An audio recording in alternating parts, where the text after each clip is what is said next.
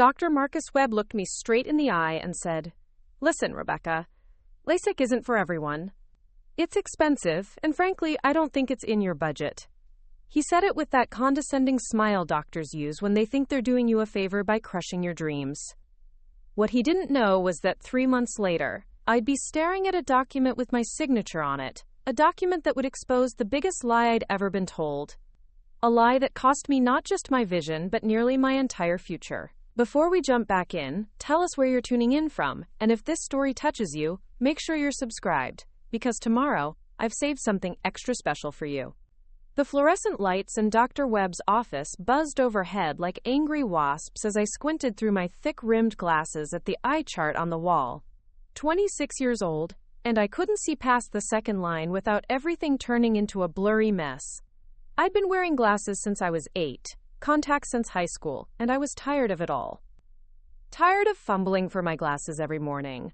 Tired of contact lenses drying out during long study sessions. Tired of looking like a different person every time I took my glasses off. I had walked into Valley Vision Center that Tuesday morning, with hope burning in my chest, and my life savings carefully calculated in my head. $15,000. It had taken me 3 years of working double shifts at the diner while finishing my nursing degree to save that much. 3 years of choosing ramen over real meals, walking instead of taking the bus, and sleeping on my sister's couch instead of getting my own place. But it was worth it, I thought. LASIK surgery would change everything. Dr. Webb was supposed to be the best in Millbrook County. His office was sleek and modern, with awards covering every wall and a waiting room that looked like it belonged in a luxury hotel rather than a medical facility. The receptionist, a perfectly manicured woman named Cheryl, had smiled warmly when I scheduled my consultation, assuring me that Dr. Webb had performed thousands of successful procedures. The examination itself had gone well, or so I thought. Dr. Webb conducted test after test, measuring the thickness of my corneas, mapping the surface of my eyes, checking my prescription stability. I answered every question honestly, told him about my medical history, my lifestyle, my expectations. Everything seemed routine until we sat down in his office to discuss the results. That's when his demeanor shifted. The professional warmth disappeared, replaced by something colder, more calculated. He leaned back in his leather chair, fingers steepled, and delivered his verdict with the finality of a judge sentencing a criminal. "Your prescription is quite severe," he began, though I knew that already. -8 in both eyes, with significant astigmatism. "While you are technically a candidate for LASIK, I have to be honest with you about the realities of this procedure." I leaned forward, my heart beginning to race. "What kind of realities?" "The cost, for one thing.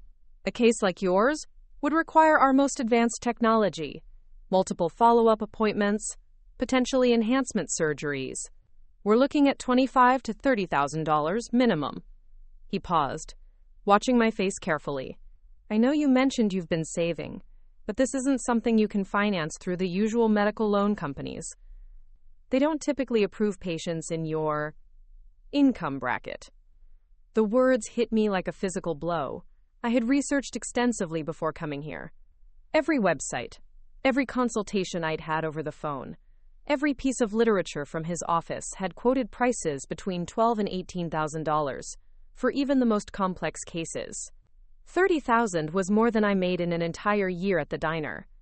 "I was told the price range was much lower," I managed to say, my voice barely above a whisper.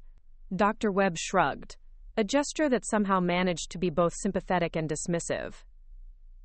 "Those are our basic prices for simple corrections. Your case is far from simple. The liability alone." He trailed off, shaking his head. "I'm sorry, Rebecca.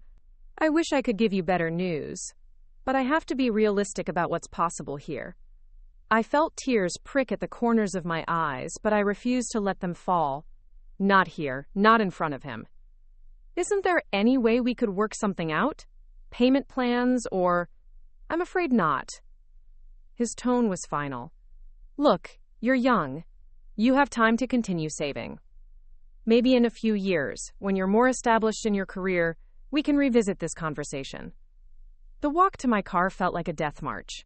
3 years of sacrifice, 3 years of dreaming about waking up and seeing clearly, 3 years of putting my life on hold, and for what? To be told I wasn't wealthy enough to deserve clear vision? I sat in my beat-up Honda Civic in the parking lot and finally let the tears come. They fell hot and angry down my cheeks as I stared at the blurry outline of the vision center through my windshield. But as I drove home that day, something else began to replace the disappointment. Doubt. Something about the entire interaction felt wrong, felt rehearsed. The way Dr. Webb had delivered his verdict, the way he'd quoted prices that seemed inflated beyond reason, the way he'd looked at me like I was wasting his time from the moment I mentioned my budget. I spent the rest of that week in a fog, going through the motions at work and school while replaying every moment of that consultation in my mind. My sister Maya noticed my distraction immediately. She'd been after me for months to get the surgery, tired of watching me struggle with glasses and contacts, tired of my constant complaints about my vision. "What did the doctor say?" she asked Thursday evening as we sat in her tiny kitchen sharing a pizza. Maya was 2 years younger, but infinitely more successful, working as a financial analyst for a local investment firm. She'd offered to lend me money for the surgery multiple times, but I'd always refused. This was something I needed to do for myself. I told her everything, watching her expression grow darker with each detail. When I finished, she was quiet for a long moment, absently pulling cheese off her slice of pizza. $30,000, she finally said, for LASIK. That's what he quoted. "That's insane, Becca. I have clients who've gotten LASIK. None of them paid anywhere near that much, even for complicated cases." She set down her pizza and pulled out her phone. "What was this guy's name again?" "Dr. Marcus Webb, Valley Vision Center." I watched her fingers fly across her screen, her frown deepening as she scrolled through whatever she was reading. After several minutes, she looked up at me with an expression I'd never seen before, suspicion mixed with anger. "Becca, look at this." She turned her phone toward me, showing me a review website for local medical practices. "These are all reviews for Valley Vision Center from the past 6 months. Look at what people are saying about their pricing." I took the phone and read through the reviews, my confusion growing with each one. Patient after patient complained about the same thing. Being quoted impossibly high prices for LASIK surgery, being told they weren't good candidates, being turned away despite having successful consultations elsewhere. One review in particular caught my attention. Dr. Webb told me my astigmatism was too severe for LASIK and quoted me $28,000 for the procedure. I went to Metro Eye Institute the next week and had perfect LASIK surgery for $3,200 total. Something fishy is going on at Valley Vision. Another quoted $35,000 for what other doctors said was a routine procedure. When I questioned the price, Dr. Webb became defensive and suggested I shop around if I couldn't afford quality care. Definitely shop around. Anywhere but here. And another told I wasn't a candidate due to thin corneas, got a second opinion and had successful surgery elsewhere. Dr. Webb seems to find reasons to turn away patients or price them out. Very suspicious. The pattern was undeniable. Patient after patient, all with similar stories. All quoted astronomical prices or told they weren't candidates, many going on to have successful, affordable surgery elsewhere. "This doesn't make sense," I said, handing the phone back to Maya. "Why would a doctor deliberately turn away paying customers?" Maya's expression was grim. "I don't know, but I think you need to find out. Get a second opinion, Becca. Get 10 second opinions if you have to." The next morning, I called Metro Eye Institute, the practice mentioned in several of the positive reviews I'd found. Their consultation was scheduled for the following week, but I managed to get some basic information over the phone. The price range they quoted was exactly what I'd originally researched, $12,000 to $15,000 for complex cases, with financing options available. While I waited for my appointment, I couldn't stop thinking about Dr. Webb and his practice. Something was fundamentally wrong with what had happened in his office, and the more I thought about it, the more determined I became to understand what that something was. I started researching Valley Vision Center more thoroughly, going beyond simple patient reviews to dig into the business itself. What I found was a practice that had grown explosively over the past 2 years, expanding from a single location to 3 offices across the county. Dr. Webb had gone from being a small-town optometrist to running what appeared to be a mini-empire of eye care facilities. The expansion timeline was interesting. According to local business journals, Valley Vision had received significant investments from a medical equipment company called Pinnacle Surgical Solutions in late 2021. The partnership had allowed Webb to upgrade his facilities with state-of-the-art LASIK equipment, supposedly positioning him to offer the most advanced vision correction in the region. But if he had the most advanced equipment, why was he turning away so many potential patients? Why quote prices that seemed designed to discourage rather than attract business? I spent hours on the internet, falling down rabbit holes of medical licensing boards, business registrations, and equipment leasing companies. Most of it was boring administrative data, but I was determined to find something, anything, that might explain what I'd experienced in Dr. Webb's office. It was Maya who made the connection that would change everything. She came home from work that Friday evening with a strange expression on her face, carrying a manila folder under her arm. I was in the kitchen, stress-eating ice cream while preparing for a nursing exam, when she sat down across from me at the small table. "Becca, I need to ask you something, and I want you to think carefully before you answer." I looked up from my textbook, surprised by her serious tone. "Okay. When you went to Valley Vision, did they ask you to sign any paperwork beyond the standard medical forms?" I thought back to my visit, trying to remember the details. The usual stuff, I think. Privacy forms, consent for examination, insurance verification. I paused, a memory surfacing. Actually, there was one thing.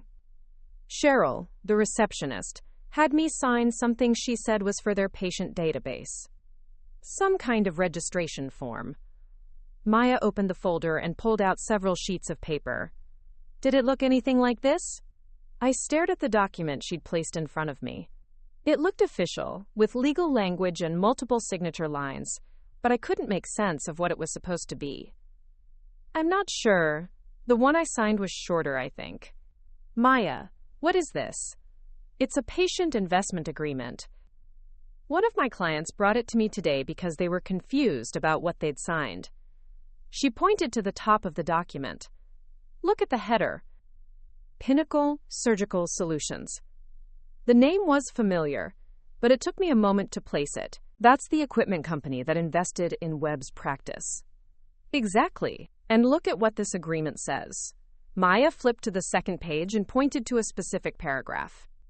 It's authorizing the use of the patient's name and financial information as collateral for equipment leasing agreements. I read the paragraph 3 times before the meaning sank in. They're using patient information to secure equipment loans? That's what it looks like. My client signed this thinking it was a standard registration form, just like you did. She didn't realize until later that she'd essentially co-signed for medical equipment she'll never use.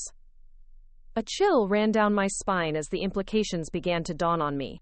Maya, if they're using patient names as collateral, they wouldn't want those patients to actually get surgery. They'd want to keep the equipment unused while still having the financial backing, which would explain why Webb is pricing everyone out or telling them they're not candidates. Maya's voice was tight with anger. He's not running a medical practice, Becca. He's running a loan scam. The revelation hit me like a physical blow. I thought back to my consultation, to the way Dr. Webb had looked at me, the dismissive tone he'd used. I hadn't been a potential patient to him. I'd been a signature on a form, a name he could use to leverage expensive equipment while ensuring I'd never actually use it. I need to see what I signed, I said, standing up so quickly my chair scraped against the floor. Maya grabbed my arm. Becca, if I'm right about this, you're not just dealing with medical fraud. You're dealing with financial fraud on a massive scale. We need to be careful about how we handle this.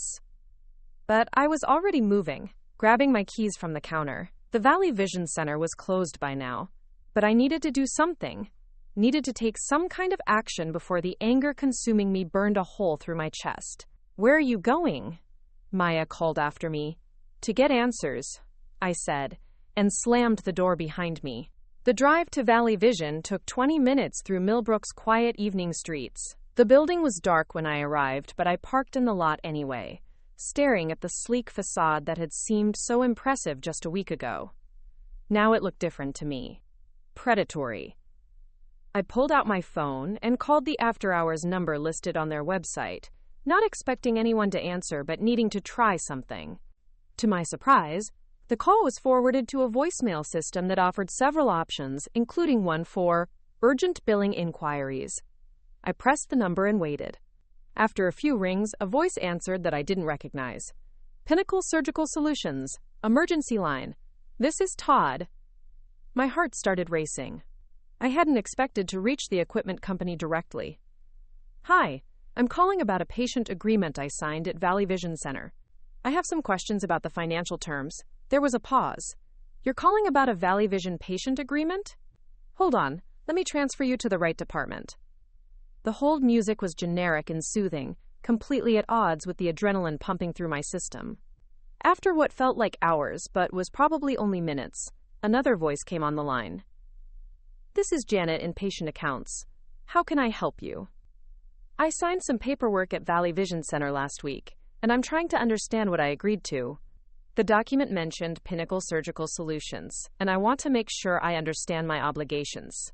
Of course. Can you give me your full name and date of birth? I provided the information, listening to the sound of typing on the other end of the line. Okay, I see your file here. Rebecca Chen, correct? You're listed as a co-applicant on equipment lease PVS 20241137. The primary lessee is Valley Vision Center, with you listed as a financial guarantor.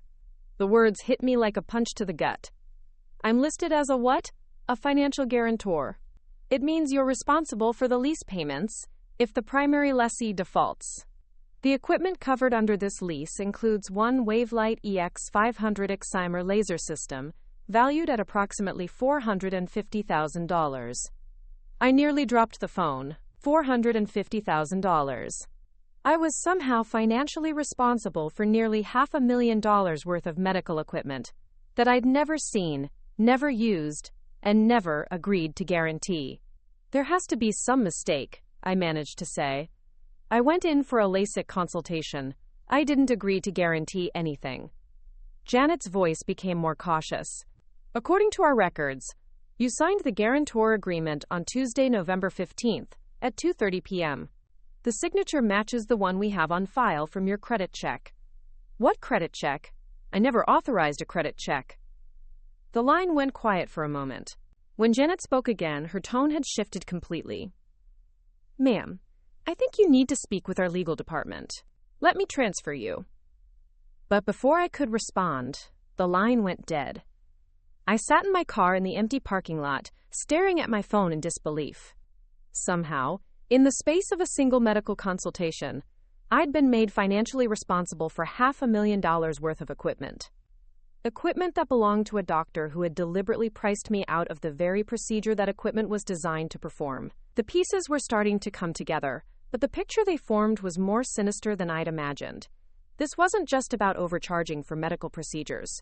This was about using vulnerable patients as unwitting guarantors for massive equipment loans, then ensuring those patients never actually received the services they'd originally sought. My phone buzzed with a text message from Maya.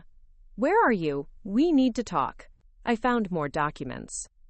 I started the car and drove home through the dark streets, my mind racing with questions I didn't have answers to yet, but I was going to find them. Dr. Webb had made a mistake when he decided to use me as a pawn in whatever scheme he was running. He'd underestimated who he was dealing with. I wasn't just some desperate patient he could manipulate and dismiss. I was someone who paid attention, someone who asked questions, someone who didn't give up when things didn't make sense. And I was about to make his life very complicated. When I walked into Maya's apartment, she was sitting at her laptop with documents spread across the entire dining table. She looked up as I entered, her expression a mixture of concern and excitement. Becca, you're not going to believe what I found. I sat down heavily in the chair across from her, suddenly exhausted by the weight of everything I'd learned. Try me, because I just found out I'm somehow financially responsible for a $450,000 laser machine. Maya's eyes widened. How is that possible? I told her about the phone call, about being listed as a financial guarantor, about the credit check I'd never authorized. With each detail, her expression grew darker. This is worse than I thought. she said when I finished. "Look at what I found." She turned her laptop screen toward me, showing what appeared to be a business filing document. I used my access at work to run a full background check on Valley Vision Center and Pinnacle Surgical Solutions. They're not just business partners, Becca. They're the same company. I leaned closer to read the screen. What do you mean? Pinnacle Surgical Solutions is a wholly owned subsidiary of Webb Medical Enterprises, which owns Valley Vision Center. Dr. Webb is essentially leasing equipment to himself, using patient names as collateral. She pulled up another document. And look at this. The lease agreements are structured so that if the primary lessee, Valley Vision, defaults on payments, the financial guarantors become responsible for the full value of the equipment. But if they're the same company, why would Valley Vision ever default? Maya's smile was grim, because the plan isn't to keep making lease payments. The plan is to declare Valley Vision bankrupt, dissolve the company, and leave all the financial guarantors holding the bag for millions of dollars worth of equipment. The room seemed to spin around me as the full scope of the fraud became clear. It wasn't just about overcharging for medical procedures or turning away patients. It was about creating a network of unwitting co-signers who would be left financially destroyed when the scheme collapsed. "How many people are we talking about?" I asked. Maya pulled up a spreadsheet on her screen. Based on the business filings I could access, at least 200 patients across Webb's 3 locations. Maybe more. 200 people, all thinking they'd signed routine medical paperwork, all unknowingly responsible for equipment worth hundreds of thousands of dollars each. The scope of it was staggering. "We have to stop this," I said. "We will," Maya replied, "but we need to be smart about it. If Webb realizes we're onto him, he could accelerate his timeline, declare bankruptcy sooner than planned. We need evidence, and we need to be strategic about how we use it." I nodded, but my mind was already racing ahead to the next steps. The consultation at Metro Eye Institute was still scheduled for Monday. I would keep that appointment, get the second opinion I needed, but I would also start building the case that would bring down Dr. Webb's operation. "Maya, can you get me a complete list of the equipment leases and the patients listed as guarantors?" "I can try, but it might take some time." "Why?" I stood up from the table, feeling more determined than I had in weeks. "Because I'm going to contact every single one of them. They have a right to know what they've signed up for." "Becca, that could be dangerous." Preparing and narrating this story took us a lot of time, so if you're enjoying it, subscribe to our channel. It means a lot to us. Now back to the story. "If Webb finds out, then let him find out," I interrupted. "I'm tired of being afraid of men who think they can manipulate people just because they have medical degrees and fancy offices." Maya was quiet for a moment, then nodded slowly. "Okay. But we do this carefully. We document everything. And we don't do anything that could get us in legal trouble." "Agreed." I headed toward the door, then paused.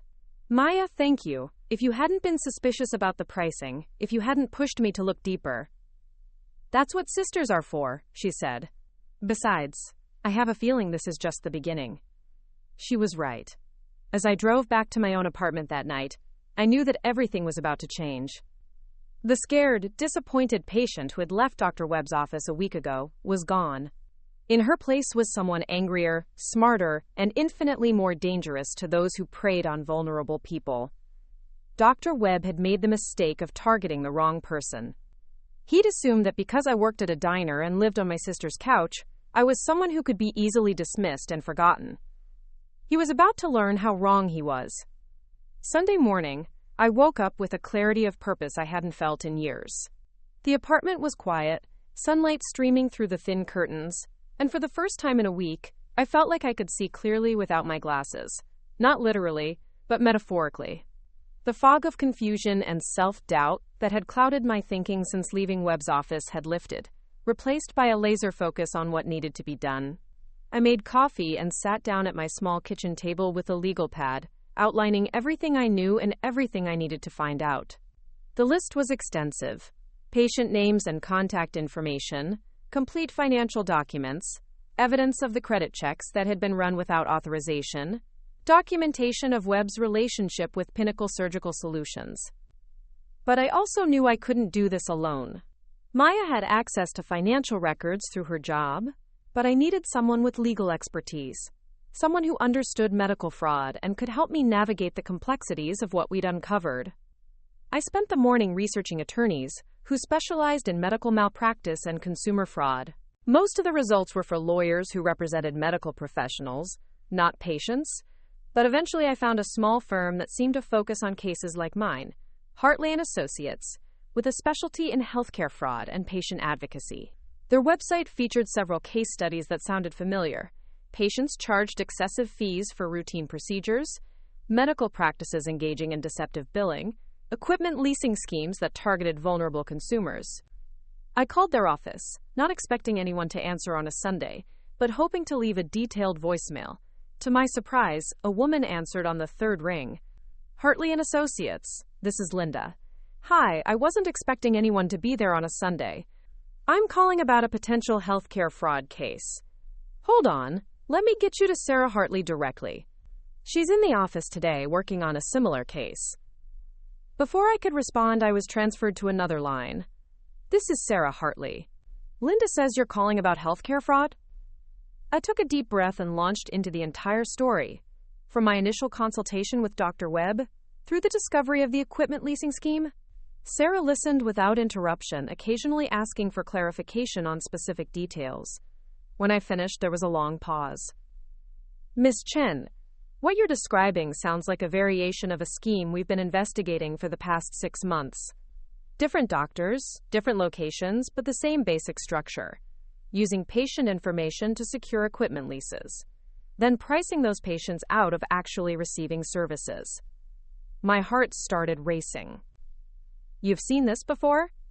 We're currently representing 12 patients in a class action lawsuit against a group of medical practices in the northern part of the state.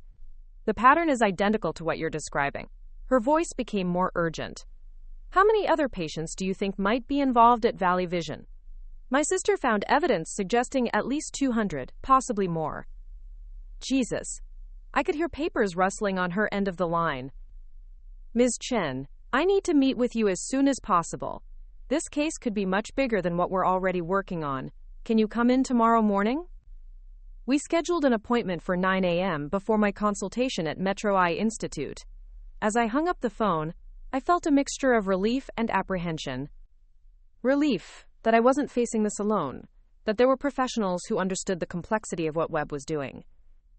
But apprehension about what it would mean to move forward, to become the public face of what could become a major legal case. The rest of Sunday passed in a blur of preparation. I organized all the documents Maya had found, printed out copies of the patient reviews I'd discovered, wrote detailed notes about every interaction I'd had with Valley Vision Center. By evening, I had assembled a file that told a compelling story of systematic fraud and patient manipulation. Maya came over that night with Chinese takeout and moral support. We spread everything out on my coffee table and went through it piece by piece, making sure we hadn't missed anything important. Becca, I have to ask, Maya said as we were packing up the documents. Are you sure you want to do this? Once you file a lawsuit, once this becomes public, there's no going back. Webb is going to fight this, and it's going to get ugly. I thought about her question seriously. There was still time to walk away, to get my LASIK surgery somewhere else, and pretend none of this had ever happened. I could go on with my life, finish nursing school, build my career, and leave Dr. Webb to continue preying on other vulnerable patients. But then I thought about the 200 other people who had unknowingly signed their names to massive financial obligations. I thought about the patients who would come after me, desperate for vision correction and willing to trust a doctor who saw them only as signatures on loan documents. I can't walk away, I said finally. If I don't do something about this, who will? Maya smiled. I was hoping you'd say that. Monday morning arrived gray and cold, with the kind of November drizzle that made everything look blurred around the edges. I dressed carefully for my meeting with Sarah Hartley, choosing professional clothes that I hoped would make me look competent and credible, rather than like a broke nursing student with a grudge. The law office was in a converted house downtown, with a small parking lot and a modest sign by the front door. Inside, the decor was comfortable, but not fancy.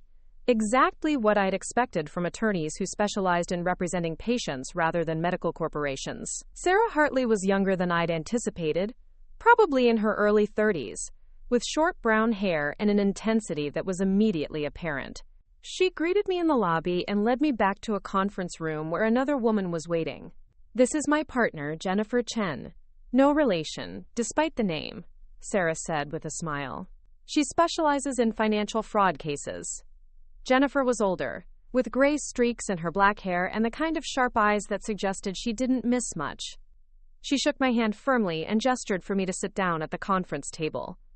"Rebecca, Sarah filled me in on the basics of your case yesterday," Jennifer began. "What you've described is consistent with a type of fraud we've been tracking across multiple states. The sophistication level is increasing, and the amounts of money involved are getting larger." Sarah pulled out a thick folder and opened it on the table. "Before we go further, I want to show you something. These are documents from our existing case against the medical practices in the northern counties." She spread several papers across the table, and I immediately recognized the format. Equipment lease agreements, patient guarantor forms, business registration documents, all nearly identical to what Maya had found about Valley Vision Center. "The same company?" I asked. "Different subsidiary, same parent corporation," Jennifer replied. "What we're looking at is a network of medical practices, all owned by the same group of investors, all running variations of the same scheme." Sarah leaned forward. "Rebecca, your case isn't just about one fraudulent doctor. It's about exposing a multi-state operation that's been systematically defrauding patients for at least 3 years." The implications of what she was saying began to sink in. This wasn't just about getting justice for myself and the other Valley Vision patients. This was about bringing down an entire criminal enterprise. "What would that mean for me legally?" I asked. Jennifer answered. "It means you'd be a key witness in what could become one of the largest medical fraud cases in the state's history. It means media attention, depositions, possibly testifying in federal court. It also means that you'd be entitled to significant financial compensation when we win." "When, not if," Sarah smiled grimly. "The evidence we already have is overwhelming. Adding your case and the Valley Vision patients to our existing lawsuit creates a pattern that will be impossible for them to defend against." I took a deep breath, thinking about everything that would change if I agreed to move forward. My quiet life as a nursing student would become very public very quickly. But I also thought about the patients who were being victimized right now, today, by doctors who saw them as nothing more than financial instruments. "What do you need from me?" "Everything," Jennifer said. "Every document, every conversation, every interaction you've had with Valley Vision or Pinnacle Surgical Solutions. We'll also need you to help us contact other patients who might be involved." "I can do that." Sarah pulled out a legal document. "This is a retainer agreement. We work on contingency, which means you don't pay us unless we win. Our fee comes out of the settlement or judgment." I read through the agreement carefully, asking questions about anything I didn't understand. When I was satisfied, I signed my name at the bottom, officially making myself a plaintiff in what Sarah promised would be a landmark case. "One more thing," Jennifer said as we were finishing up. "We're going to need you to continue acting normally for the next few weeks while we build our case. Keep your appointment at Metro Eye Institute, but don't mention this lawsuit to anyone there. Don't contact Valley Vision or try to get additional information on your own. We'll handle all of that through official channels." I nodded, understanding the strategy. The element of surprise would be crucial when they finally filed the expanded lawsuit. As I left the law office and drove across town to Metro Eye Institute, I felt like I was living in two different worlds. In one world, I was still just Rebecca Chen, nursing student and diner waitress, hoping to finally get the vision correction surgery I'd been saving for. In the other world, I was Rebecca Chen, key witness in a major fraud investigation, about to help bring down a criminal enterprise. The Metro Eye Institute was everything Valley Vision Center pretended to be. The staff was genuinely warm and professional, the consultation was thorough but not intimidating, and Dr. Patricia Williams explained every step of the process with the kind of clarity that made me feel like an informed participant rather than a confused victim. Your prescription is definitely on the higher end of what we typically see, Dr. Williams said as she reviewed my test results, but you're an excellent candidate for LASIK. The shape and thickness of your corneas are ideal for the procedure. What about the cost? I asked, remembering Dr. Webb's astronomical quote. For your prescription, we're looking at $14,000 total, including all follow-up care and any enhancement procedures you might need down the road. We offer several financing options if you'd prefer to pay over time. $14,000. Exactly what my research had suggested. Exactly what I could afford. Exactly what Dr. Webb had told me was impossible. I scheduled the surgery for 3 weeks out, giving myself time to finish the current lawsuit developments and prepare for what would undoubtedly be a complicated few months ahead.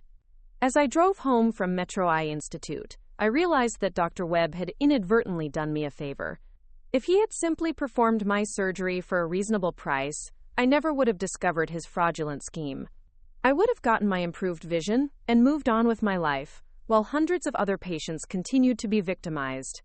Instead, his greed and arrogance had led me to uncover something much larger and more important than my individual case. In trying to use me as an unwitting accomplice in his fraud, he had created the witness who would ultimately bring him down. The irony was perfect, and I found myself smiling as I pulled into Maya's driveway to update her on everything that had happened. 3 weeks later, I would be able to see clearly without glasses or contacts for the first time in 18 years. But even before then, I was already seeing Dr. Marcus Webb and his operation with perfect clarity. And what I saw was a man who was about to lose everything. The following Tuesday morning brought an unexpected phone call that changed everything. I was at the diner, refilling coffee cups and trying to act like my life hadn't been completely upended by recent events, when my phone buzzed with an unknown number. I almost let it go to voicemail, but something made me step into the kitchen and answer. Rebecca Chen? The voice was female, nervous, with a slight accent I couldn't place. Yes, this is Rebecca. My name is Maria Santos. I got your number from someone at Metro Eye Institute. They said you might be able to help me with a problem I'm having with Valley Vision Center. I nearly dropped the phone. How did they get my name? I mentioned Webb, when I was there for my consultation yesterday, and the nurse said another patient had asked similar questions about his practice. She gave me your number and said you might understand what I've been going through. My mind raced. I hadn't authorized anyone to share my contact information. But if Metro Eye Institute staff were connecting patients who'd had problems with Webb, it suggested the issue was bigger than even I had realized. What kind of problem are you having? I asked, though I suspected I knew the answer. I went to Valley Vision 3 months ago for LASIK. Dr. Webb told me my case was too complicated, that it would cost $35,000, and that I should consider other options. But yesterday at Metro Eye Institute, they said I'm a perfect candidate and quoted me $12,000. The familiar pattern sent a chill down my spine. Maria, did Dr. Webb have you sign any paperwork beyond the standard medical forms? Yes, there was some kind of registration document. The receptionist said it was for their patient database, but it seemed longer than it needed to be. Her voice became smaller. Rebecca, I'm scared I might have signed something I shouldn't have. I glanced around the diner to make sure no one was listening, then lowered my voice. Maria, I think you should call my attorney. There's something much bigger going on with Dr. Webb's practice, and you might be involved whether you know it or not. I gave her Sarah Hartley's number and promised to call ahead to let them know she'd be reaching out. After I hung up, I immediately dialed Sarah's office. We have another one, I said when she answered. Another Valley Vision patient? Maria Santos. Same pattern as mine. Overpriced quote. Turned away. Signed paperwork she didn't understand. Sarah, if Metro Eye Institute is connecting patients like this, how many more are out there? That's what we're about to find out. Jennifer has been working with a private investigator to track down other patients. We've identified at least 47 people so far who fit the pattern. 47 people. And that was just from preliminary research. The scope of Webb's operation was expanding every day. Rebecca, I need you to come in this afternoon if possible. We've received some documents from our investigation that I think you should see. I arranged to leave work early and drove to the law office, my stomach churning with a mixture of anticipation and dread. Every new piece of information seemed to make the case more complex and more disturbing. Sarah and Jennifer were waiting for me in the conference room, along with a man I hadn't met before. He was tall and thin, with prematurely gray hair and the kind of intense focus that suggested he'd seen too much of humanity's darker side. "Rebecca, this is David Kim, the private investigator we've been working with," Sarah said. "He's uncovered some things that are going to change how we approach this case." David shook my hand and gestured to a stack of documents on the table. "Ms. Chen, what we've discovered goes far beyond simple equipment leasing fraud. Dr. Webb and his associates have been running what's essentially a patient farming operation." "Patient farming?" Jennifer leaned forward. "They've been systematically identifying patients with good credit and significant savings, conducting fake consultations designed to extract personal financial information, then using that information to secure multiple types of business loans." David opened a folder and pulled out several sheets of paper. "Your case, for example. You signed one form at Valley Vision, but your name and financial information appear on 17 different financial instruments." I stared at him in shock. 17? Equipment leases, business expansion loans, real estate mortgages, even investment portfolio backing. Every time they needed collateral for a new business venture, they pulled names from their patient database.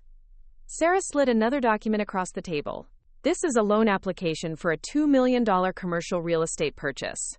Your name is listed as a co-applicant, along with 46 other Valley Vision patients." The room started spinning around me.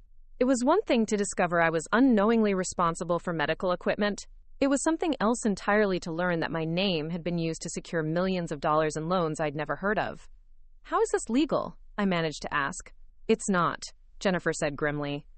"What they've done constitutes identity theft, loan fraud, and racketeering. We're not just looking at civil penalties anymore. This is criminal territory." David pulled out another set of documents. "The pattern extends across all 3 Valley Vision locations and at least 6 other medical practices in surrounding states. We're estimating total fraudulent loans in excess of $50 million. $50 million. The number was so large I couldn't even process it properly. I thought about all the patients like me, people who'd walked into medical offices seeking help with their vision, only to have their identities stolen and their financial futures put at risk." "David, how many total victims are we talking about?" Sarah asked. "Based on what we've uncovered so far, approximately 800 people across 7 states. But we're still finding new documents every day." 800 people. I felt sick thinking about all those individuals who had no idea their names were attached to massive financial obligations. People who might be going about their daily lives completely unaware that their credit was being destroyed and their futures mortgaged without their knowledge. "What happens now?" I asked. Jennifer exchanged a look with Sarah before answering. "Now we contact federal authorities. This has moved beyond what we can handle as a civil case. The FBI needs to be involved." The word FBI hit me like a physical blow. I had gone from being a disappointed patient to being a key witness in a federal investigation. The quiet life I'd been living was about to disappear completely. "Rebecca, I need to prepare you for what comes next," Sarah said gently. "Once we contact federal authorities, this case is going to move very quickly. There will be search warrants, arrests, media coverage. You're going to be identified as one of the primary witnesses who helped uncover the scheme. Will I be safe?" The question came out before I could stop it, but it was the first thing on my mind. David answered, "We'll work with federal marshals to ensure your security. But honestly, Webb and his associates are white-collar criminals, not violent offenders. The bigger concern is media attention and potential harassment from defense attorneys." I thought about Maria Santos, about the 47 other patients they'd already identified, about the hundreds more who didn't even know they were victims yet. Whatever personal inconvenience I was about to face seemed small compared to the scope of the harm Webb's operation had caused. "When do we contact the FBI?" "Tomorrow morning," Jennifer said. "We're meeting with Special Agent Lisa Rodriguez from the Economic Crimes Unit. She's been investigating similar schemes in other regions." That evening, I sat in Maya's living room, trying to process everything I'd learned. The scale of the fraud was almost incomprehensible, and my role in exposing it was about to become very public. "Becca, are you sure you're ready for this?" Maya asked as we shared a pizza that neither of us had much appetite for. "I don't think anyone can be ready for something like this," I said. "But I keep thinking about all those people who don't know what's been done to them. They deserve to know the truth." Maya nodded slowly.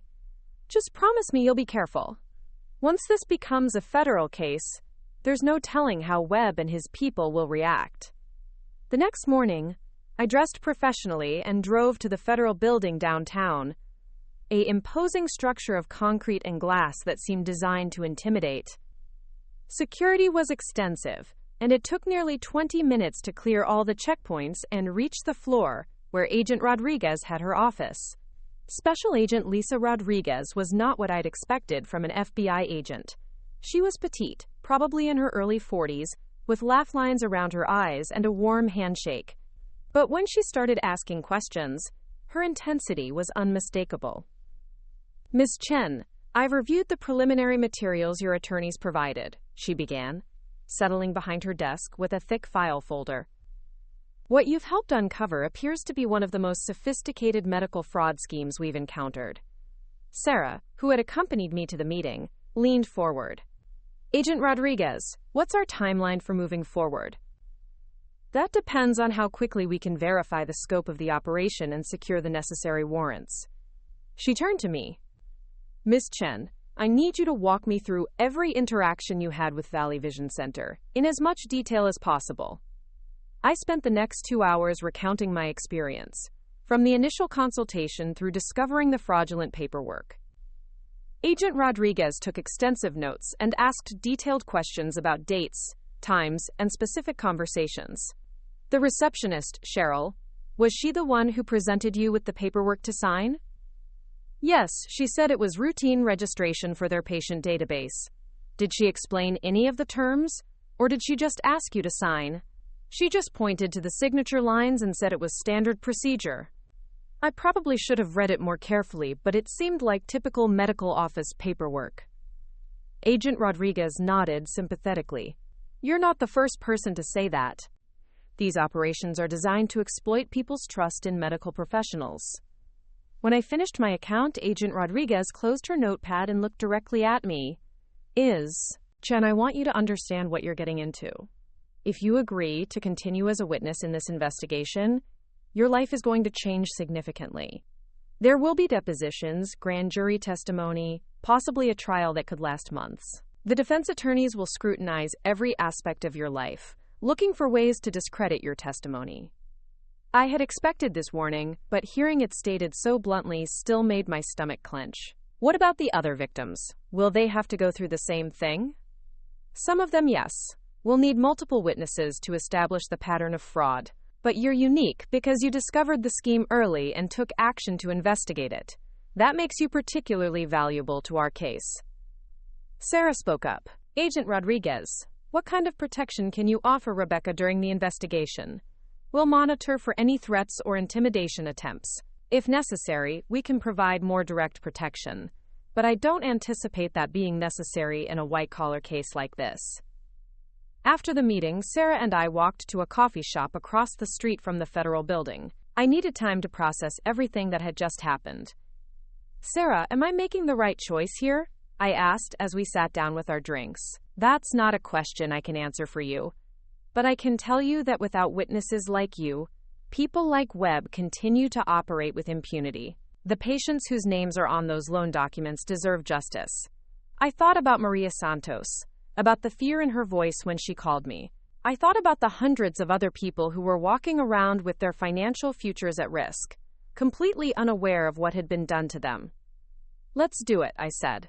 The next few days passed in a blur of phone calls, document reviews, and strategy sessions. Agent Rodriguez's team moved with impressive speed, and by Thursday afternoon, they had secured search warrants for all 3 Valley Vision locations, as well as the corporate offices of Pinnacle Surgical Solutions. The raids were scheduled for Friday morning, and Agent Rodriguez asked me to be available by phone in case they encountered anything that required my immediate input. I arranged to take the day off from work and waited at home, pacing around my small apartment like a caged animal. The call came at 11:30 a.m. Rebecca. It's Agent Rodriguez. We've executed the search warrants, and what we've found exceeds even our worst expectations. What do you mean? The volume of fraudulent documents is staggering. We've removed 17 filing cabinets full of paperwork, plus multiple computer servers. Initial review suggests the scheme involves more than 1,500 patients and over $100 million in fraudulent loans. $100 million. 1,500 patients. The numbers were so large they didn't feel real. Have you arrested Dr. Webb? He wasn't at any of the locations this morning. We have a warrant for his arrest, and we're actively searching for him. Agent Rodriguez paused. Rebecca, there's something else. We found a folder in Webb's office with your name on it. My blood ran cold. What kind of folder? Personal information about you that goes far beyond what would be normal for a medical file. Employment records, financial history, even photographs that appear to have been taken without your knowledge. The room around me seemed to tilt. He was stalking me? It looks like he identified you as a potential problem early on and had you investigated. The folder contains notes about your personality, your relationships, your daily routine. He was keeping tabs on you, Rebecca. I sank into a chair, feeling violated in a way I hadn't expected. It was bad enough that Webb had used my identity for financial fraud, but knowing he'd been actively monitoring my personal life added a sinister dimension to the whole situation. Am I in danger? We don't believe so, but we're treating this as a potential stalking case in addition to the fraud charges. I'm sending a team to your apartment to sweep for surveillance devices, and I want you to stay somewhere else tonight. I called Maya immediately and arranged to stay at her apartment. As I packed a bag, my hands were shaking. The idea that Webb had been watching me, taking photographs, investigating my personal life, made everything feel much more personal and threatening. Maya picked me up within the hour, and we drove to her apartment in tense silence. It wasn't until we were safely inside with the door locked behind us that I allowed myself to fully process what I'd learned. Becca, this is insane, Maya said, as I told her about Webb's surveillance file. How long do you think he was watching you? I don't know. Agent Rodriguez said the folder was extensive, so it could have been weeks or even months. Maya poured us both glasses of wine, even though it was barely past noon. What happens if they don't find him? I guess I stay in hiding until they do. That afternoon, Agent Rodriguez called with an update. The FBI's forensic accountants had begun analyzing the documents seized from Valley Vision, and the preliminary findings were staggering. Rebecca, we've identified over 2,000 fraudulent loan applications using patient names from Webb's practices. The total dollar amount is approaching $200 million. $200 million. I couldn't even conceptualize that amount of money. Have you found any of the other key players? We've arrested 3 associates, including the woman who was listed as CEO of Pinnacle Surgical Solutions. But Webb and 2 others are still missing. We think they may have left the country. The idea that Webb might be sitting on a beach somewhere, enjoying money stolen from unsuspecting patients, filled me with rage. But there was also a part of me that was relieved he was gone, that I wouldn't have to face him in a courtroom or worry about what he might do if he felt cornered. That evening, the story broke on the local news. I watched from Maya's couch as a reporter stood outside Valley Vision Center, describing it as the center of a massive fraud investigation. My name wasn't mentioned, but the reporter did reference a brave patient who came forward with evidence that broke the case wide open. My phone started ringing immediately. Friends, co-workers, even my nursing school professors had seen the news and wanted to know if I was involved. I let the calls go to voicemail, not ready to discuss my role in the investigation with anyone beyond my immediate family. The next morning brought more developments. Agent Rodriguez called to tell me that Webb had been arrested at Miami International Airport, apparently trying to board a flight to a non-extradition country. The 2 remaining associates had been picked up at a hotel in Las Vegas. Rebecca, with all the suspects in custody, we can move forward with the indictments. The grand jury will convene next week, and will need you to testify. What should I expect? The grand jury proceeding is relatively informal. You'll tell your story to 23 citizens who will decide whether there's enough evidence to formally charge the defendants. It's not like a trial. There's no defense attorney present to cross-examine you. The grand jury testimony was scheduled for the following Wednesday. I spent the weekend preparing with Sarah and Jennifer, going over my timeline of events and practicing answers to likely questions. Maya had taken time off work to be with me, sensing that I needed emotional support as the case intensified. We spent Saturday afternoon at a quiet park, walking along the lake and trying to find some normalcy in the chaos my life had become. "Do you regret getting involved?" she asked as we sat on a bench, watching ducks paddle across the water. I thought about the question seriously. My life had become infinitely more complicated, my privacy was gone, and I was facing months or years of legal proceedings. But I also thought about Maria Santos and the hundreds of other patients who would never have known they were victims if I hadn't spoken up. "No," I said finally. "I don't regret it. But I never imagined it would become this big." Monday morning brought another surprise. Agent Rodriguez called to tell me that Webb wanted to make a deal. A deal? His attorney contacted us over the weekend. Webb is willing to provide information about similar operations in other states in exchange for a reduced sentence. What kind of information? According to his lawyer, the medical fraud scheme was part of a larger network involving dozens of practices across the country. Webb claims he can provide evidence that would lead to prosecutions in at least 12 other states. The idea that there might be dozens of other Dr. Webbs out there preying on patients in the same way was almost too much to comprehend. But if Webb's information could stop them, maybe some good could come from this nightmare. Will his cooperation affect my testimony? Not directly. We still need you to testify about your experience to establish the pattern of fraud. But it might mean that Webb pleads guilty instead of going to trial. Part of me was disappointed by the possibility that Webb might avoid a full trial. I wanted him to face public scrutiny for what he'd done, wanted other potential victims to hear the details of his scheme, but I also knew that a plea deal might be the fastest way to get justice for the hundreds of people he'd victimized. Tuesday evening, Sarah called with news that changed everything again. "Rebecca, Webb's attorney just contacted us. They want to include you in the plea negotiations." "Include me how?" "They're claiming that you were aware of the fraudulent nature of the documents you signed, that you were essentially a co-conspirator who came forward only when you realized you might get caught." I felt like I'd been punched in the stomach. After everything I'd done to expose Webb's scheme, his lawyers were trying to paint me as a criminal. That's completely false. Of course it is. It's a desperate attempt to shift blame and reduce Webb's sentence. But Rebecca, you need to understand that this changes things. If Webb's team pursues this strategy, you could face criminal charges yourself.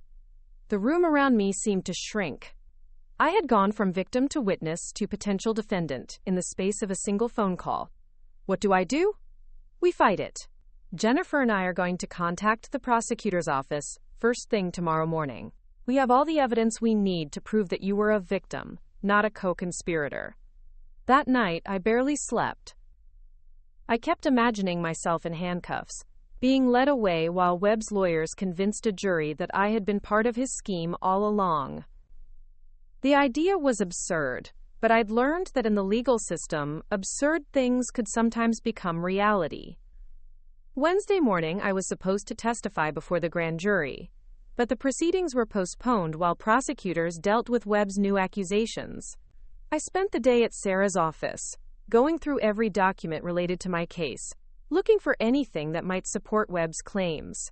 "There's nothing here," Jennifer said after we'd reviewed everything for the third time.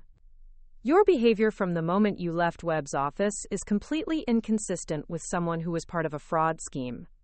"But what if the prosecutors believe him?" Sarah looked up from the documents she was studying. "Rebecca, Webb is facing decades in prison. He's desperate, and desperate people say desperate things. The evidence against him is overwhelming, and the evidence supporting your innocence is equally strong." That afternoon, Agent Rodriguez called with an update that lifted my spirits considerably. "Rebecca, we've interviewed Maria Santos and 6 other patients who came forward after the news coverage. All of them describe identical experiences to yours, being overcharged, turned away, and tricked into signing documents they didn't understand. Webb's attempt to implicate you isn't going to work. So I'm not going to be charged? Not a chance. In fact, the prosecutor wants to meet with you tomorrow to discuss expanding your role in the case. With Webb trying to shift blame to patients, they want to make you a more prominent witness to counter his narrative. Friday morning, I found myself back in the federal building, this time meeting with Assistant U.S. Attorney Michael Chen. Another Chen, though we'd established we weren't related. He was serious and professional, with the kind of intensity that suggested he took Webb's crimes personally. Ms. Chen, he began, Dr. Webb's attempt to implicate you in his scheme has actually strengthened our case against him. It demonstrates consciousness of guilt and a willingness to lie to avoid responsibility. What does that mean for the prosecution? It means we're going to make you the centerpiece of our case. Your story, from victim to investigator to key witness, illustrates everything that's wrong with Webb's operation and everything that's right about patients who refuse to be silenced. The idea of being the centerpiece of a major federal prosecution was both thrilling and terrifying. But I realized that it was also an opportunity to ensure that Webb and his associates faced the full consequences of their actions. What do you need from me? Complete cooperation, detailed testimony, and the courage to face Webb and his attorneys in open court. I thought about all the patients whose names were on fraudulent loan documents, about the medical professionals who had betrayed their patients' trust, about the system that had allowed such massive fraud to continue unchecked. You have it, I said. As I left the federal building that day, I knew that the hardest part of this journey was still ahead. But I also knew that I had moved far beyond being just another victim of Dr. Webb's scheme. I had become the person who would help ensure that justice was done, not just for myself, but for all the patients who had trusted the wrong doctor at the wrong time. The war was just beginning, but I was ready to fight it. The first death threat arrived on a Tuesday morning, slipped under my apartment door while I slept. The message was printed on plain white paper in block letters. Drop the case or you'll regret it. I found it when I stumbled to the kitchen for coffee, and for a moment I just stared at it, my brain refusing to process what I was seeing. I called Agent Rodriguez immediately, my hands shaking as I dialed her number. Rebecca, don't touch the paper anymore, she said when I described what I'd found. I'm sending a team over right now to collect it for evidence. Within an hour, my apartment was filled with FBI agents dusting for fingerprints and examining the letter with various forensic tools. Agent Rodriguez pulled me aside while her team worked. This doesn't necessarily mean the threat came from Webb or his associates, she explained. High-profile cases like this sometimes attract unstable people who have no connection to the original crime. But it could be from Webb? It's possible. He's been in federal custody since his arrest, but he could have asked someone on the outside to intimidate you. She paused, studying my face carefully. Rebecca, I need to ask you directly. Do you want to continue with this case? No one would blame you if you decided it was too dangerous. I looked around my small apartment, at the FBI agents methodically searching for clues, at the letter that threatened my safety simply because I'd refused to stay silent about being victimized. The smart thing, the safe thing, would be to walk away and let someone else carry the burden of prosecuting Dr. Webb. But I thought about Maria Santos, about the 1,500 other patients whose identities had been stolen, about the doctors who might be running similar schemes in other cities. If I backed down now, Webb's lawyers would claim victory and use my withdrawal to suggest that the entire case was built on lies. I'm not backing down, I said firmly. But I want to know what you're going to do to keep me safe. Agent Rodriguez nodded approvingly. We're going to move you to a secure location until the trial is over. You'll have round-the-clock protection, and we'll monitor all your communications. The secure location turned out to be a bland apartment complex on the outskirts of the city, the kind of place where no one asked questions and everyone minded their own business. My new temporary home was a furnished one-bedroom unit with bulletproof windows and a security system that could probably protect a small embassy. Agent Martinez, a young Hispanic woman with kind eyes and a no-nonsense attitude, became my constant companion. She accompanied me everywhere, to court hearings, to preparation sessions with the prosecutors, even to the grocery store when I needed to buy basic supplies. This must be incredibly boring for you, I said to her one evening as we sat in the apartment watching television. She smiled. Actually, I find witness protection cases interesting. You get to know people in a way that's impossible in normal law enforcement situations. What do you mean? In most cases, I interact with criminals or victims for a few hours at most. With witness protection, I get to see who people really are when they're under extreme stress. You'd be surprised how many witnesses fall apart when they realize what they're up against. I looked at her curiously. And what do you think about me? Agent Martinez was quiet for a moment, considering her answer. I think Dr. Webb made a serious mistake when he chose to target you. Most people would have taken his overpriced quote and walked away disappointed. You're not most people. The weeks leading up to the trial passed in a strange kind of suspended animation. I couldn't work, couldn't go home, couldn't maintain normal relationships with friends and family. Maya visited when the FBI deemed it safe, but even those meetings had to be carefully arranged and monitored. During this time, the prosecutors continued building their case, and the scope of Webb's crimes kept expanding. Assistant U.S. Attorney Michael Chen called me regularly with updates that grew more disturbing each time.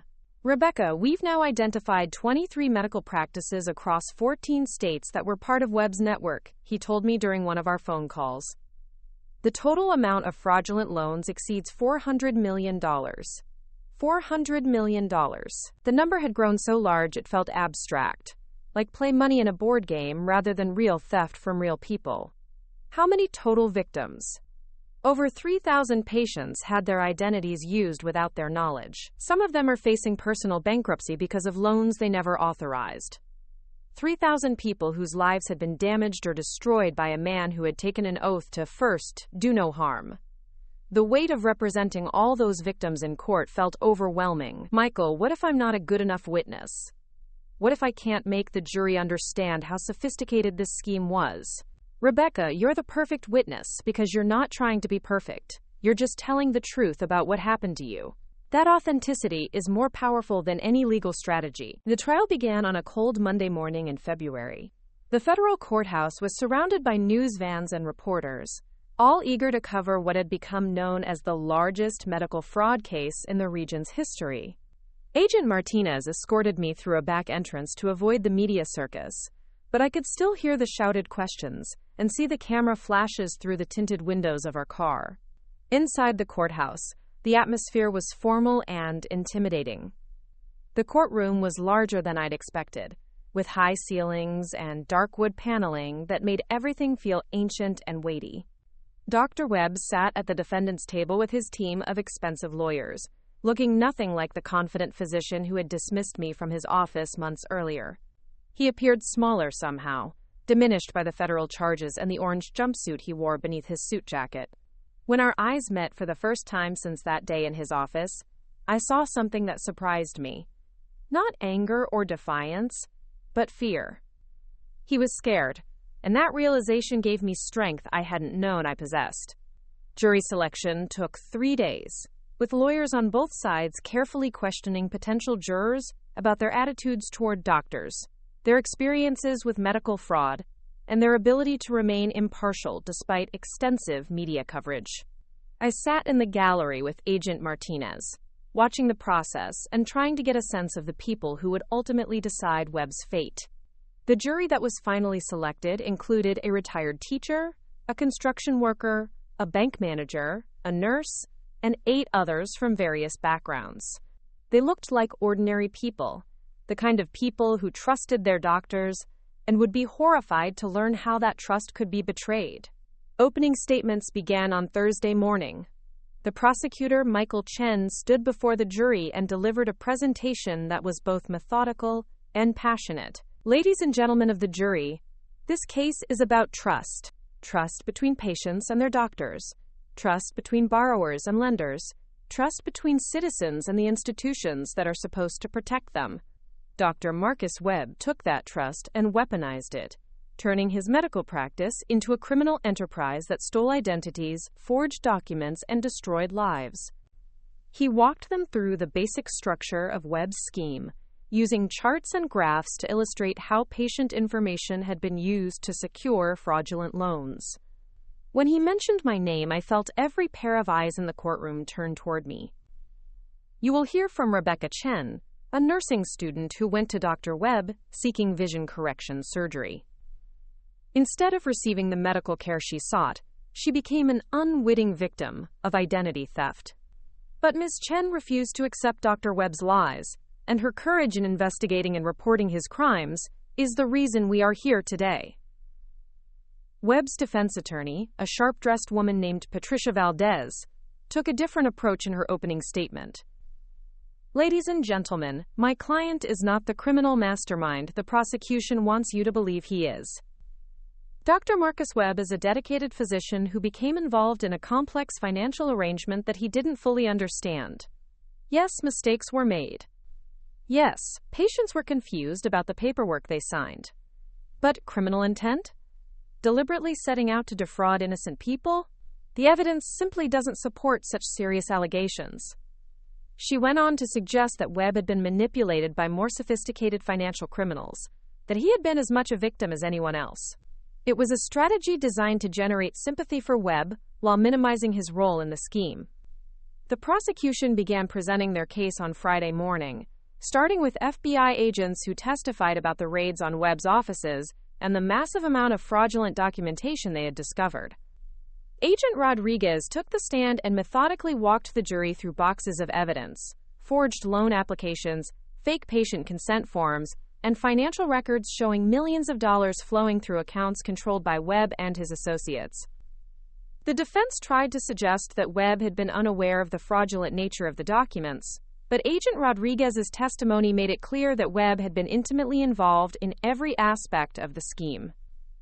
Dr. Webb's personal computer contained detailed spreadsheets tracking which patients had the best credit scores and the highest savings balances, she testified. He was specifically targeting the most financially vulnerable individuals who would provide the greatest collateral value. Over the weekend, I prepared for my own testimony, which was scheduled for Monday morning. Michael Chen and his team had coached me extensively, but they emphasized that I should simply tell my story honestly and let the facts speak for themselves. Remember, Rebecca, you're not responsible for convicting Dr. Webb, Michael told me during our final preparation session. Your job is just to tell the jury what happened to you. The evidence will do the rest. Sunday night, I barely slept. I kept rehearsing my testimony in my mind, worrying about making a mistake or saying something that Webb's lawyers could use to discredit me.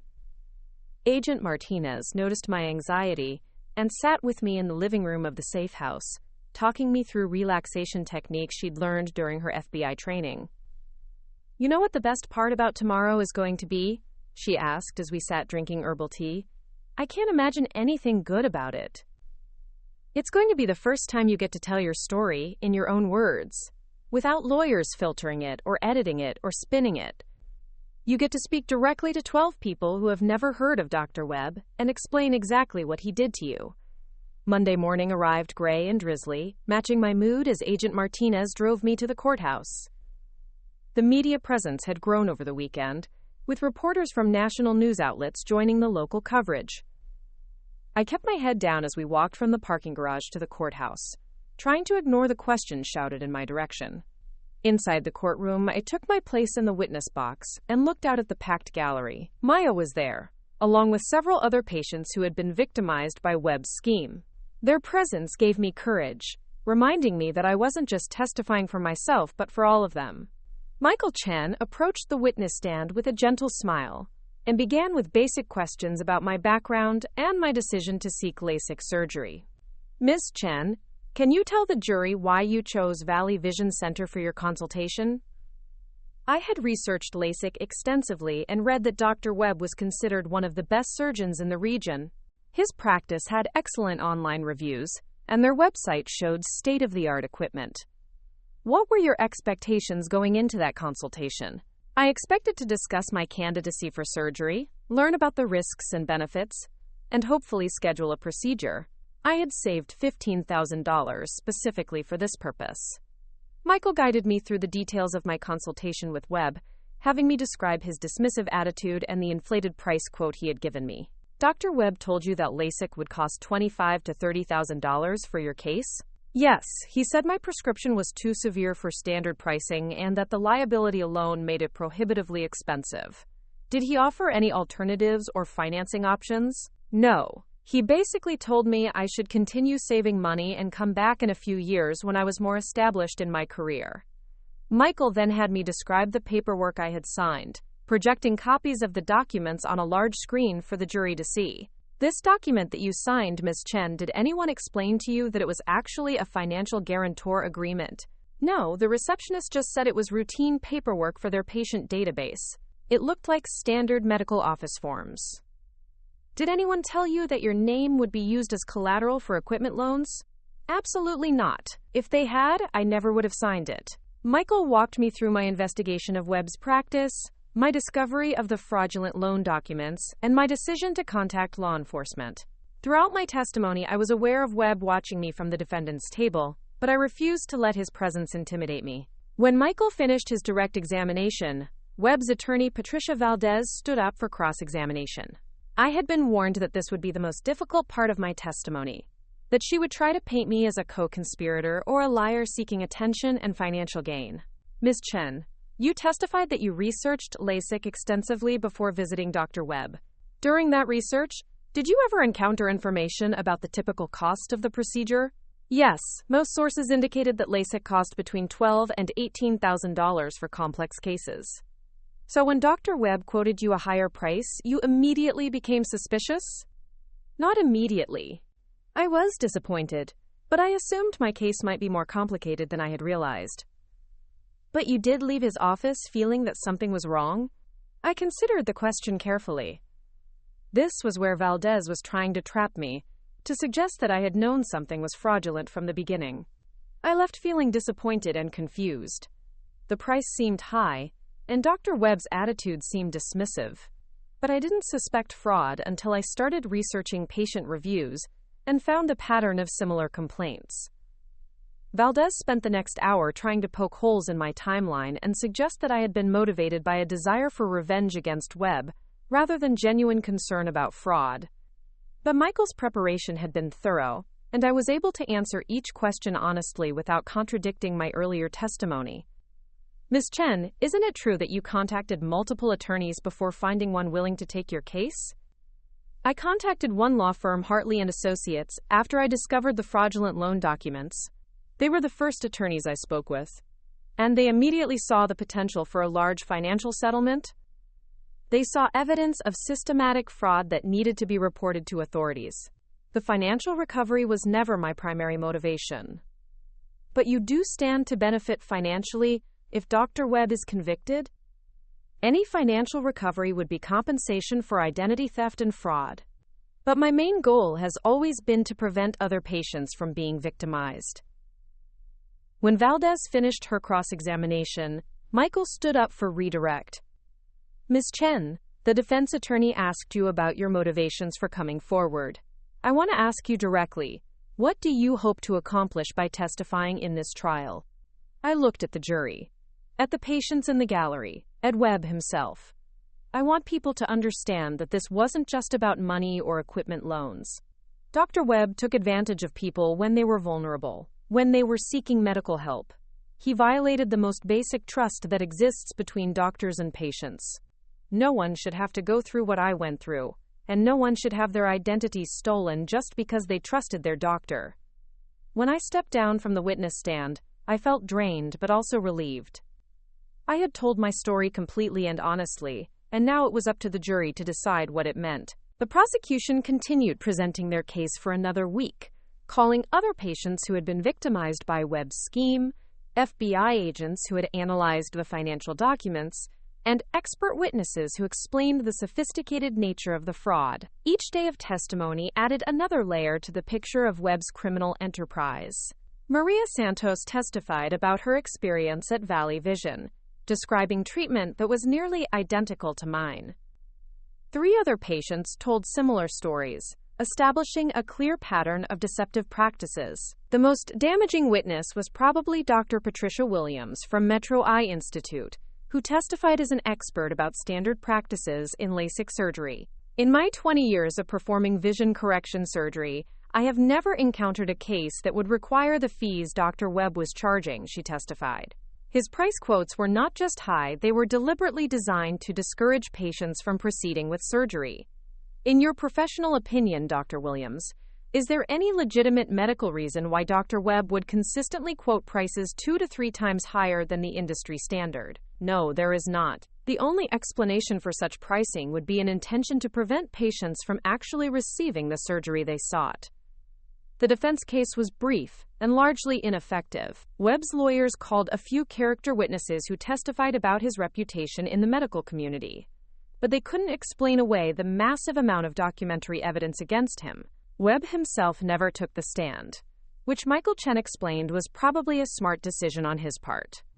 If Webb had testified, we could have cross-examined him about every single fraudulent document, every stolen identity, every lie he told to patients, Michael said during a break in the proceedings. His lawyers know he couldn't survive that kind of scrutiny. Closing arguments began on a Wednesday morning. Michael Chen delivered a passionate summation that tied together all the evidence the jury had heard over the past 2 weeks. Ladies and gentlemen, Dr. Marcus Webb is not the victim here. He is not a confused physician who got in over his head with complicated financial arrangements. He is a criminal who systematically targeted vulnerable patients, stole their identities, and used their personal information to enrich himself, while denying them the medical care they sought. He walked through the evidence methodically, showing how Webb had personally reviewed patient financial information, selected victims based on their creditworthiness, and created elaborate fraudulent loan documents using their names. Rebecca Chen trusted Dr. Webb with her most personal medical information, and he used that trust to steal her identity and put her financial future at risk. She is not unique. There are thousands of other patients who trusted Dr. Webb and suffered the same betrayal. Patricia Valdez's closing argument focused on the complexity of the financial arrangements and suggested that Webb had been manipulated by more sophisticated criminals. My client is guilty of poor judgment, not criminal intent. Dr. Webb believed he was entering into legitimate business partnerships that would allow him to provide better medical care to his patients. When those partnerships turned out to be fraudulent, he became a victim just like everyone else. But her argument felt hollow after 2 weeks of evidence showing Webb's intimate involvement in every aspect of the scheme. The jury deliberated for 6 hours before returning with their verdict. As they filed back into the courtroom, I tried to read their faces for some indication of what they had decided, but they all looked serious and focused. Has the jury reached a verdict? Judge Harrison asked. We have, Your Honor, replied the jury foreman, a middle-aged man who had worked as an accountant before retiring. On the charge of conspiracy to commit mail fraud, how do you find? Guilty. On the charge of identity theft? Guilty. On the charge of money laundering? Guilty. The foreman continued reading guilty verdicts on all 17 counts Webb faced. With each guilty, I felt a weight lifting from my shoulders. The jury had seen through Webb's lies and recognized him for what he truly was, a criminal who had betrayed his patients' trust for personal gain. Webb showed no emotion as the verdicts were read, but his lawyers looked devastated. Patricia Valdez had clearly believed she could create reasonable doubt about Webb's intentions, but the evidence had been too overwhelming. Judge Harrison scheduled sentencing for 6 weeks later, and Webb was remanded to federal custody pending that hearing. As he was led out of the courtroom in handcuffs, he looked directly at me for the last time. I expected to see anger or hatred, but instead I saw something that looked almost like regret. Outside the courthouse, Michael Chen held a press conference announcing the verdict and explaining the scope of Webb's crimes. This conviction represents justice not just for Rebecca Chen, but for the thousands of patients whose trust was betrayed by Dr. Webb's criminal enterprise, he said. We hope this case serves as a warning to other medical professionals who might be tempted to exploit their patients' vulnerability. A reporter asked if I would make a statement, but I declined. I had said everything I needed to say in the courtroom, and now I just wanted to reclaim my normal life. The sentencing hearing was held on a sunny morning in April. Webb appeared before Judge Harrison wearing an orange jumpsuit, looking years older than he had at the beginning of the trial. His lawyers presented character references and asked for mercy, arguing that Webb's crimes were aberrant behavior that didn't reflect his true character. But Judge Harrison was not impressed by their arguments. "Dr. Webb, you held a position of extraordinary trust in your community," the judge said as he prepared to announce the sentence. "Patients came to you seeking medical help, and you saw them not as human beings deserving care, but as financial instruments to be exploited. Your crimes were not the result of poor judgment or outside manipulation. They were the product of deliberate, calculated greed."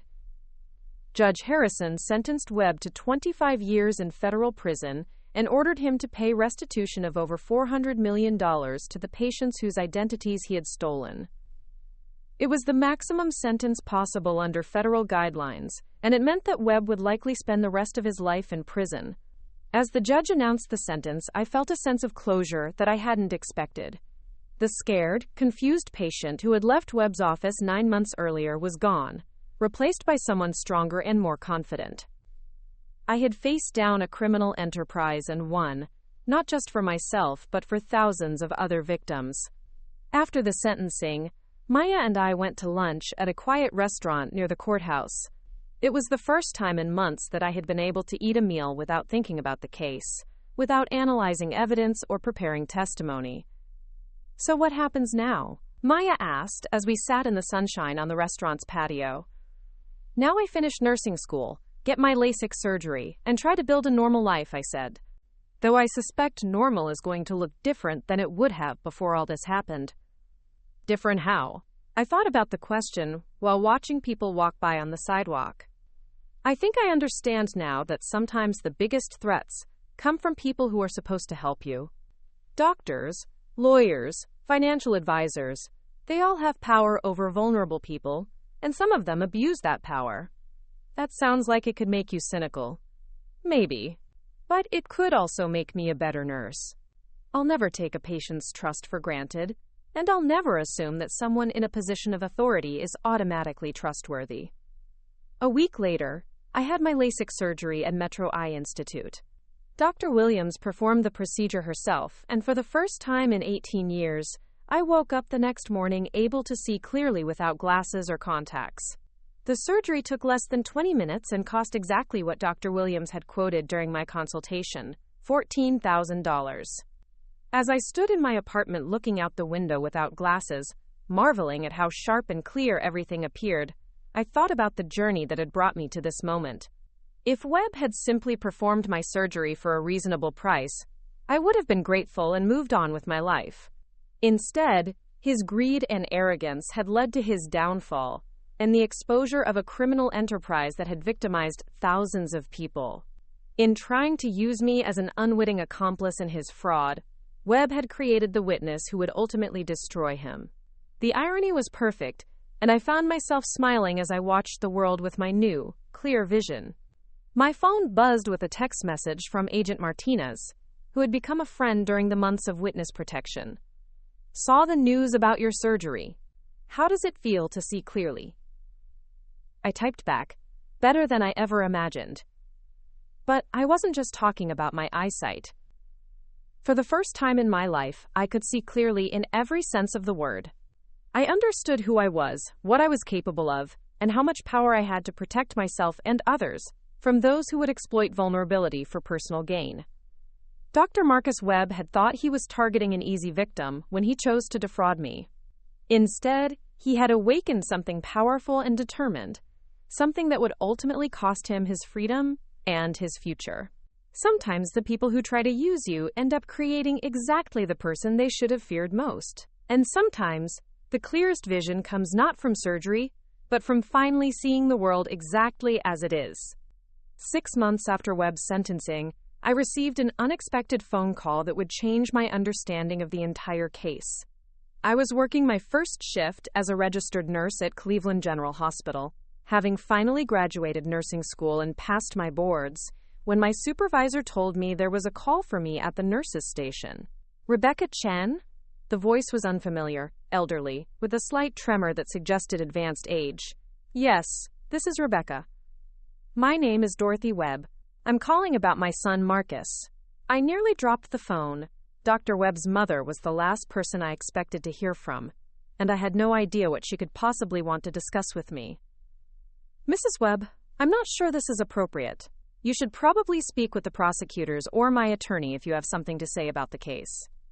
Please, dear, just give me 5 minutes. I'm 86 years old, and I need to tell you something that might help you understand what happened. Something in her voice made me pause.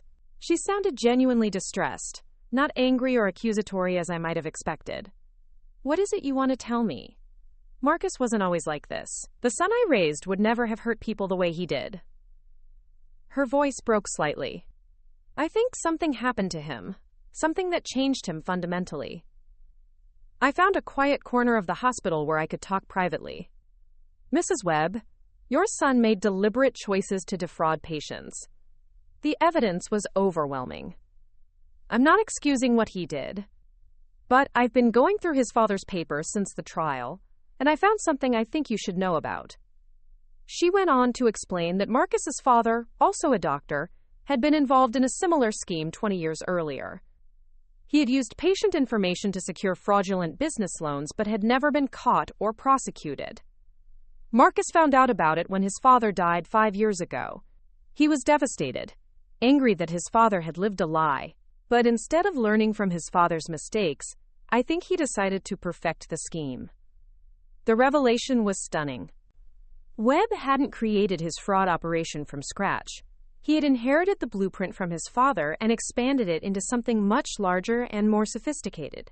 Mrs. Webb, why are you telling me this? Because I want you to know that the man who hurt you wasn't the son I raised. He became something else. Something corrupted by greed and his father's terrible example. She paused, gathering her composure. And because I want to apologize to you personally, you deserved better from the medical profession, and from my family. After I hung up the phone, I sat in the hospital break room trying to process what I'd learned. Understanding Webb's motivation didn't excuse his crimes, but it did provide context for how someone could become so thoroughly corrupted. A week later, I received a formal letter from the federal court system. The restitution payments from Webb's conviction had begun, and I was entitled to compensation for the identity theft and emotional distress I had suffered. The amount was substantial, enough to pay off my student loans and provide financial security for the first time in my adult life. But more important than the money was what the letter represented.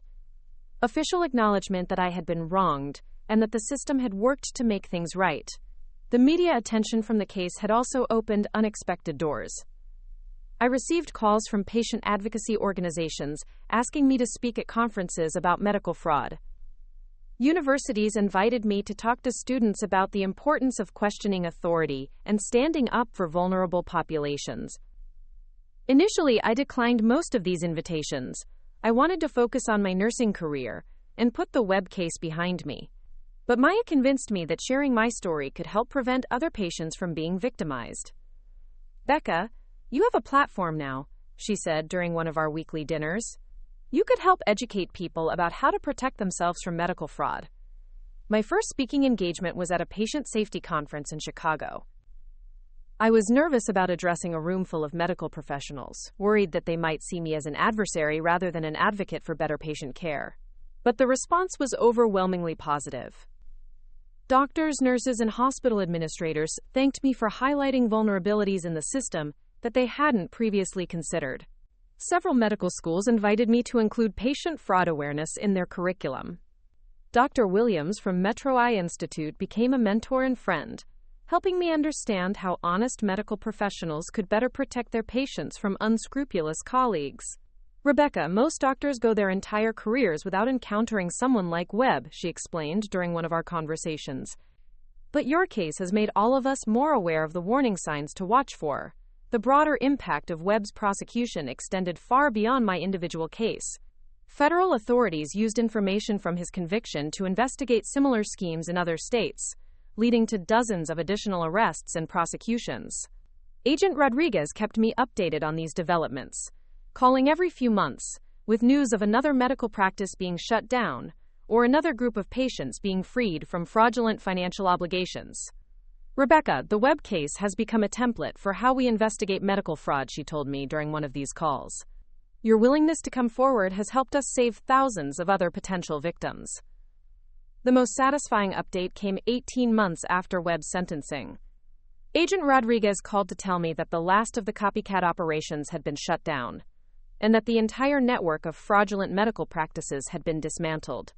We estimate that your case led to the recovery of over $800 million in fraudulent loans and prevented the victimization of at least 10,000 additional patients, she said. $800 million, 10,000 potential victims. The scope of what had been prevented was staggering, and it all traced back to my decision to question Webb's overpriced LASIK quote. My work as a nurse took on deeper meaning as I became more aware of the trust patients place in medical professionals. I made it a point to explain procedures clearly, to encourage questions, and to advocate fiercely for patient rights. One day, while working in the emergency department, I encountered a patient who reminded me of myself before the Webb case. She was a young woman who had been given a confusing medical bill that seemed unusually high for the treatment she had received. I don't understand these charges, she said, showing me a bill that listed several procedures she didn't remember having. But the doctor said this is standard billing for emergency room visits. Something about the situation felt familiar, and I encouraged her to request detailed medical records and to question each charge with the hospital's billing department. It turned out that several procedures had been billed incorrectly, inflating her costs by thousands of dollars. How did you know to tell me to question this? She asked when the billing errors were corrected. Because I learned the hard way that you should never accept medical billing at face value, I said. Always ask questions, always verify, and never let anyone make you feel stupid for wanting to understand what you're being charged for. These encounters reminded me why I had chosen nursing as a career. The ability to advocate for patients, to protect them from being taken advantage of, felt like a natural extension of what I had done in the Webb case. Maya often joked that I had become the most suspicious patient advocate in the hospital, but I preferred to think of myself as appropriately cautious. I had learned that blind trust in medical authority could be dangerous, and I wanted to help other patients maintain healthy skepticism while still receiving good care. 3 years after Webb's conviction, I was invited to testify before a congressional subcommittee examining medical fraud and patient protection. The hearing was held in Washington, D.C., in an imposing committee room filled with politicians, lobbyists, and advocates. Sitting at the witness table, facing rows of elected officials and cameras, I felt the weight of representing not just my own experience, but the experiences of thousands of other patients who had been victimized by medical fraud. Ms. Chen, in your opinion, what systemic changes are needed to prevent cases like Dr. Webb's from occurring in the future? Asked the subcommittee chairman. Medical licensing boards need stronger oversight powers and faster response times when complaints are filed, I replied. Patients need better education about their rights and warning signs of potential fraud. And there need to be clearer legal protections for patients who come forward with evidence of medical misconduct. What would you say to patients who might be reluctant to question their doctors or challenge medical authority? I thought about all the patients I had met who had been intimidated into silence by medical professionals who exploited their vulnerability. I would tell them that asking questions doesn't make you a difficult patient. It makes you an informed patient. Good doctors welcome questions and want their patients to understand their treatment. Any doctor who becomes defensive or dismissive when you ask for clarification is showing you something important about their character. The congressional testimony led to new federal legislation strengthening patient protection laws and requiring more transparent billing practices in medical facilities. While the changes were incremental, they represented progress toward a system that better protected vulnerable patients. 5 years after Webb's sentencing, I received notice that he had died in federal prison. He had suffered a heart attack while serving his sentence, and had died alone in the prison medical facility.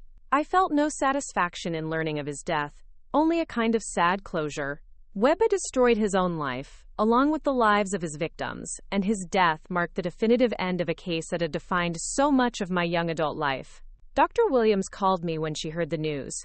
How are you feeling about this, Rebecca? Honestly, I feel sorry for him, I said. He had everything. A successful practice, the respect of his community, the ability to genuinely help people. And he threw it all away for money he didn't even need. That's very gracious of you. It's not grace. It's just recognition that Webb was as much a victim of his own greed as anyone else. The difference is that his victims were innocent, and he chose his path. Looking back on the Webb case now, 7 years later, I'm struck by how much it changed not just my life, but my understanding of power, justice, and personal responsibility. I learned that individuals can make a difference when they refuse to accept injustice. But I also learned that fighting corruption comes with real costs. The case gave me financial security and a platform to advocate for patient rights. But it also made me more skeptical and cautious in ways that sometimes feel like losses. I question everything now, sometimes to a degree that exhausts me and frustrates people around me. But I've also gained something invaluable: the knowledge that I can survive being targeted by powerful people and emerge stronger. That confidence has shaped every aspect of my life, from my career choices to my personal relationships. I'm now the head of patient advocacy at Cleveland General Hospital, a position that didn't exist before my case brought attention to the need for stronger patient protection. I spend my days helping patients navigate complex medical systems, question suspicious billing, and advocate for their own care. The work is challenging, but deeply satisfying. Every patient I help avoid being taken advantage of feels like a small victory against the kind of exploitation Webb represented. Maya often asks me if I regret getting involved in the case, if I wish I had just accepted Webb's overpriced quote and walked away. The answer is always no. The person I was before the Webb case, trusting, passive, willing to accept whatever authority figures told me, wouldn't have been capable of the work I do now. Webb thought he was targeting an easy victim when he chose to defraud me. Instead, he created someone who would dedicate her career to protecting other patients from exactly the kind of exploitation he represented. In the end, the clearest vision I gained wasn't from LASIK surgery, though that certainly improved my eyesight. The clearest vision came from learning to see through the lies and manipulation that powerful people use to exploit the vulnerable. Dr. Marcus Webb is gone now, but his legacy lives on in the strengthened patient protection laws, the enhanced oversight of medical billing practices, and the thousands of patients who have been educated about their rights because of the case that started with his arrogance and greed. Sometimes the most important victories come from refusing to accept being victimized. Sometimes the best revenge is building a life dedicated to preventing others from suffering the same harm.